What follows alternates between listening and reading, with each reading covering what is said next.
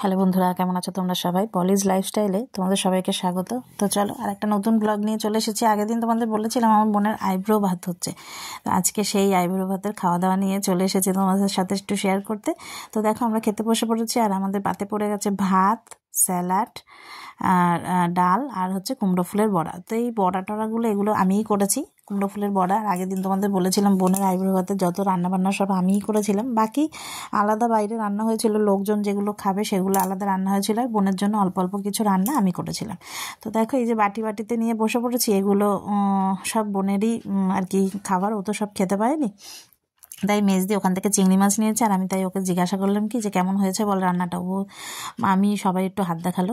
এদিকে দেখো আমার পাতে পড়ে গেছে বাঁধাকপি, এখন আমি বাঁধাকপি দিয়ে খেয়ে নিচ্ছি। মাছের মাথা দিয়ে বাঁধাকপি করা হয়েছিল, তো এই খাওয়া হয়ে গেছে। তারপরে আমার পাতে আবার চিংড়ি মাছটা পড়ে গেছে। তো চিংড়ি মাছটা না, এই এক হাতে চিংড়ি মাছ ছাড়ানোটা ভীষণ টাফ হয়ে যায়। তো দেখো রান্নাগুলো বেশ ভালোই হয়েছিল, নিজে করেছি বলে না, এমনি খুব ভালো হয়েছিল, অল্প অল্প ছিল। তো যেহেতু ওর একার জন্য এগুলো আনা হয়েছিল, আর আলাদা লোকজন খাওয়ার জন্য আলাদা রান্না করা ছিল, ওদিকে মেজ দিয়ে আয়েশ করে চিংড়ি মাছ খাচ্ছে, বেশ ভালোই হয়েছিল। তো দেখো এবার চিংড়ি মাছটা খেয়ে নিচ্ছি। তারপরে আমরা আর কাতলা মাছ এইসব মাছ টাছ আর খাইনি, কারণ কাতলা মাছ হয়েছিল, তো সেইগুলো আর খেতে পারিনি।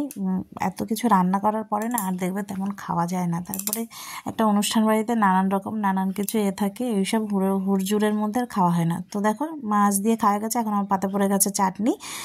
আমার না শুধু শুধু চাটনি খেতে আবার ভালো লাগে না, এরকম পাঁপড় দিয়ে চাটনি খেতে ভীষণ ভালো লাগে। তো তারপরে ছিল রসগোল্লা, সেটা আর খাইনি। তো চলো দেখতে থাকো, ভালো লাগলে লাইক করো, শেয়ার করো, কমেন্ট করো, টাটা।